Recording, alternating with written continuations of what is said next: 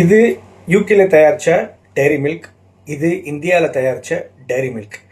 யூகேல தயாரிக்கிற டைரி மில்கில் ரியல் மில்க் இருக்குது, மில்க் ஃபேட் இருக்குது, லாக்டோஸ் இருக்குது. ஆனால் இந்தியாவில் தயாரிக்கிற டைரி மில்கில் வெறும் மில்க் பவுடர் மட்டும்தான் இருக்குது.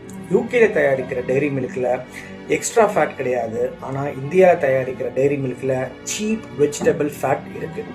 யூகேல தயாரிக்கிற டைரி மில்கில் ஒன்லி நேச்சுரல் ஃப்ளேவர்ஸ் மட்டும்தான் இருக்குது. ஆனால் இந்தியாவில் தயாரிக்கிற டைரி மில்கில் ஆர்டிஃபிஷியல் அண்ட் நேச்சுரல் ஃப்ளேவர்ஸ் இருக்குது.